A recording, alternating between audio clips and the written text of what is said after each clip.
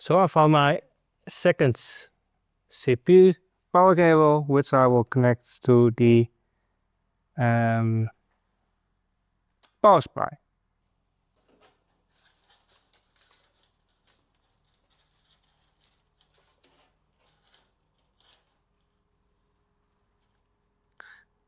This is one CPU cable, and this is the other CPU cable. Checking, they are both have CPU written on the cable.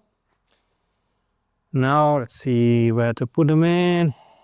Put them through this one.